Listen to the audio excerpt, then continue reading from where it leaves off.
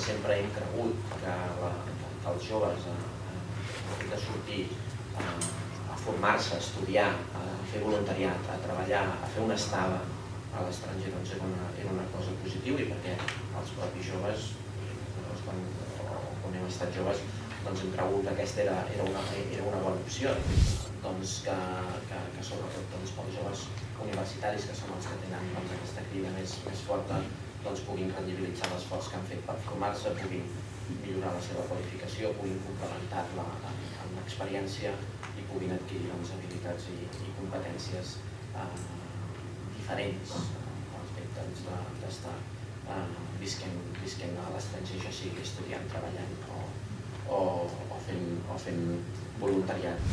Aquesta jornada d'avui, la jornada, l'objectiu que té és parlar d'Europa i de les polítiques de joventut. És una manera de sumar-nos a l'any europeu de la ciutadania, que és l'any 2013, des de l'Oficina per Jove també hi apostem. Perquè Europa forma part de la nostra realitat.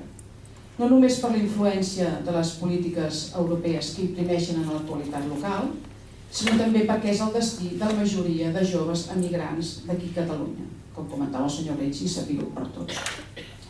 Actualment, la migració juvenil és un factor rellevant a Catalunya. A hores d'ara hi ha més de 50.000 joves catalans vivint a l'estranger i el seu destí és majoritàriament Europa, parlem d'un 42% de joves. És cert que cal distingir entre aquells joves que migren perquè es veuen obligats pel context econòmic i aquells que marxen per pròpia voluntat amb els recursos i la preparació necessària. També, i abans d'alarmar-nos, caldria reconèixer que l'existència d'una diàspora pot ser molt positiva i aportar-nos un actiu important com a país d'origen. Però clar, sempre hi ha les dues cares d'una moneda, per tant, també pot comportar una pèrdua de talent a la nostra societat.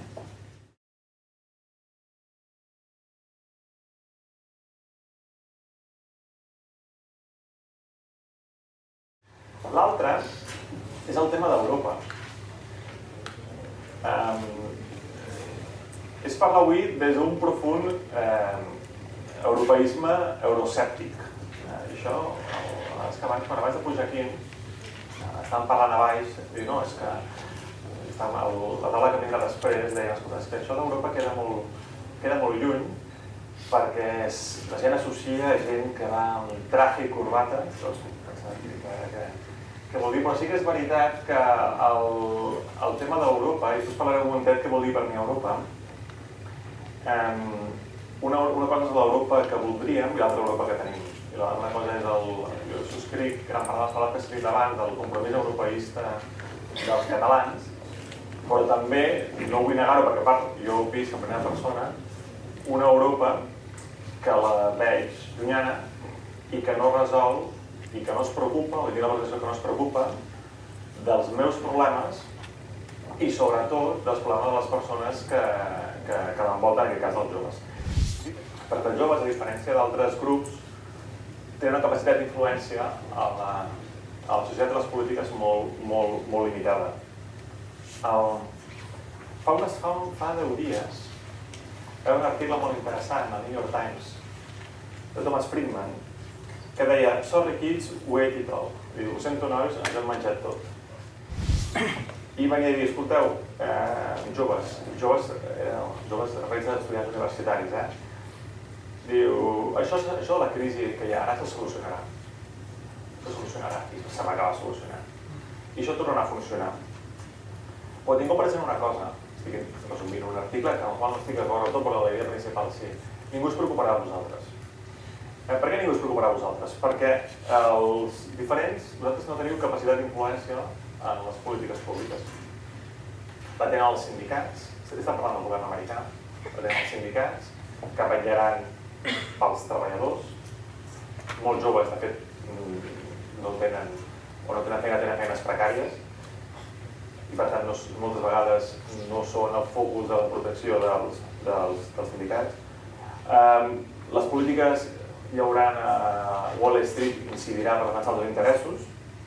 Els pensionistes també participaran per defensar els seus interessos, però vosaltres, que entre altres coses el que voldríeu seria dues coses una cosa que voldrien és que es generés un entorn al qual vosaltres poguéssiu trobar feina, ocupació i de més, o al mateix una altra cosa que no se'n parla i que dir-ho sona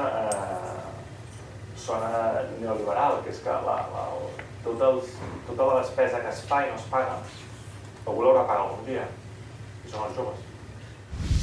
Perquè jo he sigut emprenedor d'aquells que ho fa, ho intenta, s'estrella i un torn intenta s'estrella però ho deixa córrer, no? Però l'actitud vital la vaig tenir. També és veritat que hi ha un problema social en aquest país, que quan fas, intentes i t'estrelles, la gent mira malament. Un altre lloc series un heroi per haver intentat, haver arriscat el teu temps, diners, part del matrimoni, i aquí no passa. I això és un tema social que hem de resoldre, però també aquí, al final, gran part de les solucions que passaran en aquest país, en gran part serà via emprenedoria i autoocupació. Pots ser emprenedor, crear una empresa, pots ser emprenedor en una empresa o pots ser emprenedor dintre de l'àmbit de l'administració pública. Segurament a un lloc serà més fàcil que altres, per les restriccions que puguis tenir, o l'actitud vital d'emprendre s'ha de tenir. I jo penso que moltes coses no les podem fer sols. Abans, sembla que es parlava d'Erasmus. Escolta'm, el tema de buscar vincles a Europa a tots els nivells, des d'escoles que poden buscar escoles en un programa europeu pel qual les escoles poden agermanar-se amb escoles d'altres països i fer intercanvis, fins a molts programes europeus, que una cosa que està molt bé és que només poden funcionar si tu tens partners d'altres països. Això t'obliga a moure't, t'obliga a buscar gent nova, t'obliga a sortir, t'obliga a espavilar-te, et complica molt la vida. Però sí que és veritat que hi ha moltes oportunitats fora, algunes estructurades, altres no estructurades, que no es poden deixar escapar. Primer, cadascú té la seva àmbit de responsabilitat, i el vostre és principalment el dels joves, i cadascú el seu àmbit, però també a nivell de país que no podem deixar de treballar, perquè si el nostre espai natural és Europa, els nostres socis naturals és Europa, i qui ens ha d'entendre tot és Europa, qui ha de donar no resposta, però sí que ha d'entendre el que ha de fer el nostre país, també gran part és Europa. Jo penso que el moment és ara, que hi ha oportunitats perquè ho aprofitem i que per responsabilitat amb la gent que en gran part està passant pitjor la crisi, hi ha moltes oportunitats que estan a la nostra mà que no podem deixar escapar. Diputació de Barcelona.